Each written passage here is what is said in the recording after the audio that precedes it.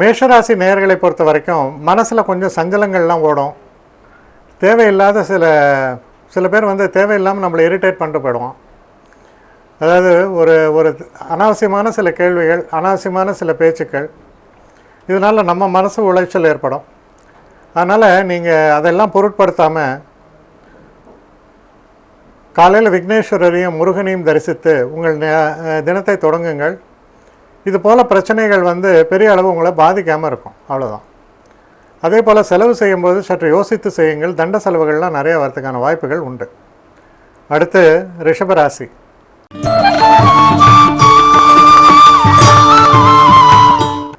ரிஷபராசி நேயர்களை பொறுத்த வரைக்கும் ஒரு நல்ல தினமாகத்தான் இருக்கும். குறிப்பாக அந்த உறவு முறைகளில் கொஞ்சம் எச்சரிக்கையாக இருங்கள்.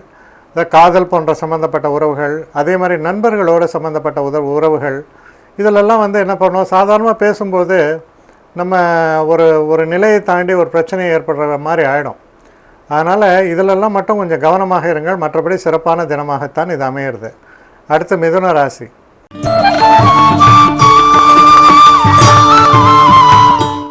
மிதுன ராசி நேயர்களை பொறுத்தவரையில் தொழில் சம்பந்தப்பட்ட விஷயங்களில் சில மாற்றங்கள் ஏற்படும். சில நேரங்களில் பார்த்தீங்கன்னா நீங்கள் நல்ல ஒரு விஷயத்தை பற்றி பேசுவீங்க. ஆனால் கூட இருக்கான அவன் எதுக்கெடுத்தாலும் ஒரு வக்கரமாக ஒரு விஷயத்தவே சொல்லிகிட்ருப்பான். இப்போ பாசிட்டிவாக ஒருத்தர் சொல்லிகிட்டு இருக்கும்போது இன்னொரு ஆள் அது ஏன் நடக்காதுங்கிறத பற்றியே பேசுவான். இது போன்ற சில கேரக்டர்ஸ் இருக்காங்க.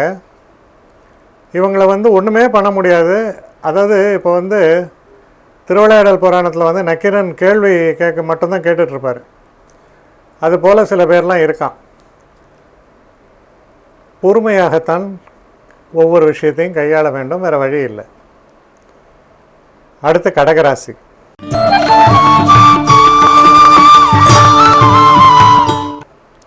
கடகராசி நேயர்களை பொறுத்தவரையில் ஒரு தெய்வ அனுபவம், தெய்வ அனுகூலம் பெறக்கூடிய ஒரு அற்புதமான தினமாக உங்களுக்கு இது அமையும்.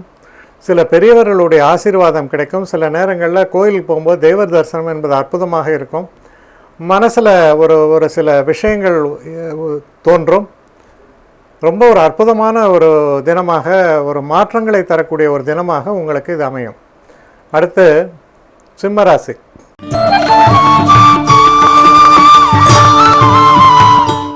சிம்மராசி நேயர்களை பொறுத்தவரையில் இது ஒரு சந்திராஷ்டம தினமாக வருகிறது.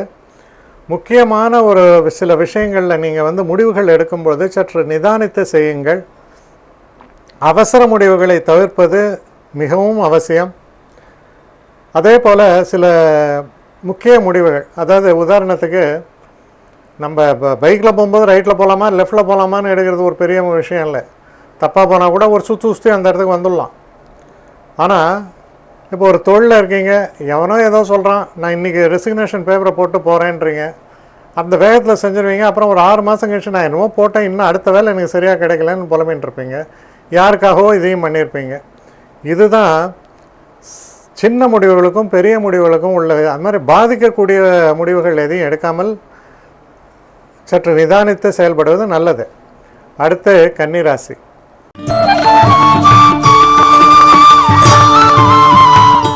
கன்னிராசி நேயர்களை பொறுத்தவரையில் காதல் போன்ற விஷயங்களில் சற்று எச்சரிக்கையாக இருங்கள். திருமணம் சம்பந்தப்பட்ட விஷயங்கள் நல்ல ஆஃபர்ஸ் எல்லாம் வரலாம். வந்தால் கூட சட்டுன்னு அதுக்கு எந்த விதமான முடிவுகளையும் அவசரப்பட்டு எடுக்க வேண்டாம். நிதானித்து செயல்படுவதே நலம். எதையுமே நிதானித்து விசாரித்து ஒரு முடிவை எடுங்கள். அதுவும் வாழ்க்கையில் முக்கியமான சில அங்கங்கள், முக்கியமான சில விஷயங்கள் நடக்கும்பொழுது அப்படி செயல்படுவது ரொம்ப ரொம்ப நல்லது. அடுத்து துலாம் ராசி.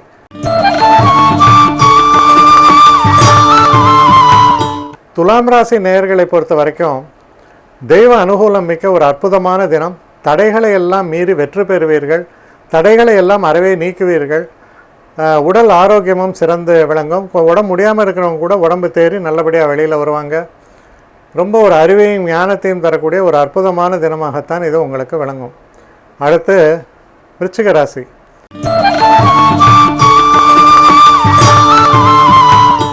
விருச்சிக ராசி நேயர்களை பொறுத்தவரையில்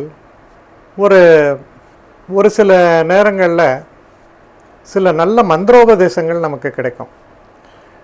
ரொம்ப பிரச்சனையாக இருக்கும் பொழுது இதை சொல், சரவண பவா என்று சொல், நமச்சிவாயா என்று சொல் என்ற மாதிரி ஒரு மந்திர விஷயங்கள், அது போன்ற சில விஷயங்கள் கிடைப்பதற்கும், சில அரிய விஷயங்கள் நம்மை வந்து சேர்ந்து அதனால் நமக்கு மனசில் நிம்மதியும் காரிய சாதனையும் ஏற்படுத்துவதற்கான வழிமுறைகளை தெரிவிக்கக்கூடிய வகையிலும் இது ஒரு சிறப்பான தினமாக உங்களுக்கு அமையும்.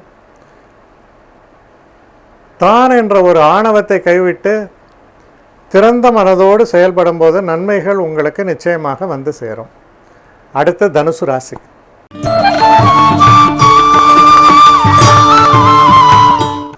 தனுசு ராசி நேயர்களை பொறுத்த வரைக்கும் திருமணம் நிச்சயிக்கப்படாமல் இருக்கவங்களுக்கெல்லாம் திருமணம் நிச்சயிக்கப்படக்கூடிய ஒரு பாக்கியம் ஏற்படும்.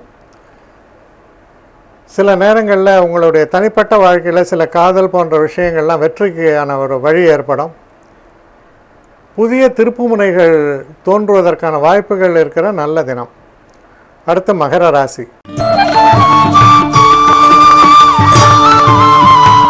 மகர ராசி நேயர்களை பொறுத்த வரைக்கும் சத்துருக்கள் கூட நண்பர்கள் ஆவார்கள்னு சொல்லலாம். தைரியமாக செயல்படுவீர்கள். மற்றவர்களுக்கு நல்ல ஒரு உங்களுடைய எக்ஸ்பீரியன்ஸை வச்சு நல்ல ஒரு அட்வைஸ் கொடுக்குற ஒரு நல்ல தினம். இதை இப்படி செய்யாதே அப்படி செய்ய என்றெல்லாம் பார்த்தீங்கன்னா சொல்லுவாங்க. அந்த மாதிரி சொல்லி மற்றவர்களை கூட ஒரு வழிமுறைப்படுத்தக்கூடிய ஒரு அற்புதமான தினமாக இருப்பதால் உங்களுடைய அந்த செயல்பாடுகளை எல்லோரும் ஸ்லாகித்து சொல்லக்கூடிய அளவில் அமையும். அடுத்து கும்பராசி.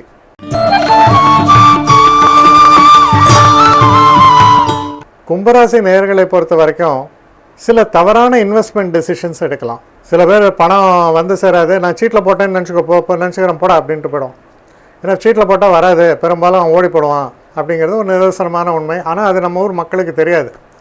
ஒவ்வொரு மாதமும் நம்ம டிவியில் பார்த்தோம்னா ஒரு 100 பேர் நான் சீட்டு போட்டால் போயிடுதுன்னு சொல்லி அது ஸ்பாட் சொல்லிட்டு தான் இருப்பாங்க. பேங்க்கு அதெல்லாம் எதுக்கு இருக்குன்னு தெரியல. ஆனால் ரொம்ப கொஞ்சம் அவசரமாக கொஞ்சம் நிறையா சேமிக்கணுன்ற ஒரு ஆசை பாவம். அதில் வந்து இந்த மாதிரி ஏதாவது ஒரு அறிமுகம் இல்லாத ஒரு சின்ன ஒரு கம்பெனியில் போட்டு போயிடுதும்பாங்க. அது மாதிரி சில அவசர முடிவுகளை எடுப்பீர்கள். அதை தயவு செஞ்சு ஆனால் அவாய்ட் பண்ணுங்கள்.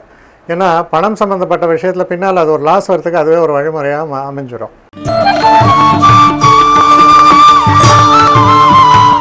மீனராசி நேயர்களை பொறுத்த வரைக்கும் இந்த தினத்தில் ஒரு மனசில் அமைதி என்பது ரொம்ப ரொம்ப அவசியம். அதனால் விக்னேஸ்வரரை மனமாற நீங்கள் சென்று வணங்கும் பொழுது அந்த மனம் பேதலிக்காமல் அந்த மனசில் ஒரு அமைதி ஏற்படும்.